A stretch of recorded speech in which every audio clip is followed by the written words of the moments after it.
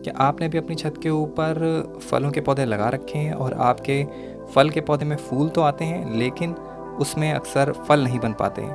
तो इस वीडियो को अंत तक ज़रूर देखें। अगर आप हमारे चैनल पर पहली बार आए हैं तो हमारे चैनल को सब्सक्राइब करना ना भूलें और बेल आइकन को प्रेस कर दें, जिससे हमारी नोटिफिकेशंस आपको जल्दी मिलती रहें।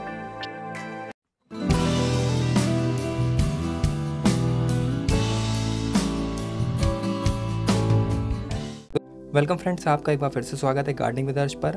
और आज हम बात करने वाले हैं एक नए टॉपिक पर, जिसमें हम जानेंगे कि फ्रूट प्लांट्स पे जो हमारे फूल निकलते हैं या उनमें जो फल आते हैं वो झड़ जाते हैं अक्सर मैच्योर होने से पहले। तो उनके लिए हमें क्या करना है, क्या उनके लिए खाद पानी देनी है, हमें किस तरीके से उनकी मिट्टी का ख्याल रखना है। तो चलिए शुरू करते हैं। आप जैसा कि सामने देख रहे होंगे मेरे, ये करौंदे का प्लांट है और ये करौंदे के प्लांट में बहुत सारे फ्रूट्स निकले हुए हैं, बल्कि इसकी एज जो है वो ओनली सिर्फ 1.5 साल है। और इसमें रंगत देखिए आप, पूरे लाल कलर के इसमें आए हुए हैं, ये मैच्योर हो चुके हैं फ्रूट्स इसके। इसमें पहले प्रॉब्लम ये हो रही थी कि जो इसके प्लांट की जो मिट्टी है वो काफ़ी ज़्यादा ठस थी और इसमें जो होते थे, इनके जो प्लांट के जो फूल होते थे वो छड़ जाया करते थे।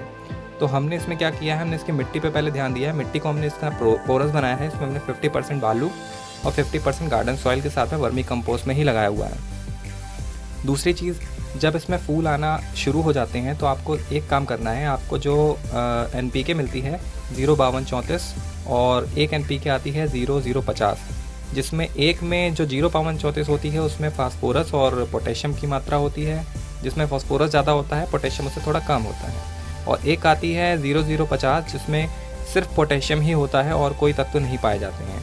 तो आपको इन दोनों को जो है 2:1 के रेशियो में आपको ले लेना है और उनको जो है एक लीटर पानी के घोल में मिला करके इन पे हर 15 दिन पे एक बार स्प्रे करना है, जब इसमें फूल आपको दिखने लगे। और साथ ही साथ जब आप पहली बार इसमें NPK का स्प्रे करें तो उस NPK के स्प्रे के जस्ट एक हफ्ते बाद इसमें मैग्नीशियम सल्फेट यानी MgSO4, जिसको हम इप्सम सॉल्ट के नाम से भी जानते हैं, इसका स्प्रे ज़रूर करें। इससे क्या होगा कि आपके प्लांट पे यदि कोई शॉक होगा या स्ट्रेस होगा, क्योंकि इप्सम सॉल्ट जो होता है वो स्ट्रेस रिलीवर होता है प्लांट्स के लिए। तो जो भी अगर मान लीजिए कि आपके शॉक की वजह से या आपने टेम्परेचर में एकदम से बदलाव हो रहा है, उसकी वजह से अगर जो है उसमें फूल जो है झड़ जाते हैं या फल नहीं लग पाते हैं, तो ये स्ट्रेस भी उसका कम हो जाएगा। और साथ में ही इसको जो हम NPK दे रहे हैं उसमें फास्फोरस और पोटेशियम की अच्छी मात्रा है। आप हमेशा ध्यान रखें कि जब भी प्लांट वगैरह जो फ्रूटिंग पे आते हैं तो उनमें फास्फोरस और पोटेशियम की मात्रा उन्हें ज़्यादा चाहिए होती है, बशर्ते नाइट्रोजन की।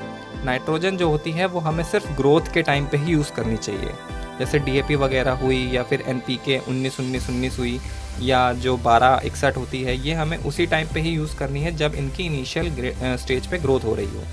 फ्रूटिंग टाइम पे हमें इसमें पोटेशियम और फास्फोरस से रिच जो खादें होती हैं हमें सिर्फ वही देनी होंगी। और साथ ही साथ हमें मिट्टी का ख्याल ज़रूर रखना है। मिट्टी अगर हमारी फुल ड्रेन नहीं होगी, क्योंकि हम गमले में पौधे लगा रहे हैं, तो हमें गमले में पौधे लगाने के टाइम पे ये चीज़ हमें ध्यान रखनी है कि हमारी जो मिट्टी है उसमें पानी कभी भी खड़ा ना हो। पानी खड़ा होने का मतलब उसमें पानी कभी भी भरे ना। बारिश के सीज़न में अक्सर क्या होता है कि गमलों में मिट्टी के ऊपर जो है वो काई जमा होने लगती है, और काई जमा होने का असल कारण यही होता है कि उसके ऊपर पानी ठहरने लगता है। यदि पानी उसके ऊपर ठहरेगा तो उस ठहराव की वजह से जो है वो नीचे की ओर जड़ें सड़ने लगती हैं। उसकी वजह से भी प्लांट स्ट्रेस में आ जाता है और धीरे धीरे करके वो मर जाता है। तो आपको इन बातों का ध्यान रखना है। और अगर आपके मन में अगर कोई भी क्वेश्चन हो या कुछ भी पूछना हो आपको, तो आप नीचे कमेंट बॉक्स में कमेंट कर सकते हैं। हमारे चैनल पे आप अगर पहली बार आए हैं तो प्लीज़ सब्सक्राइब करना ना भूलें। Thank you.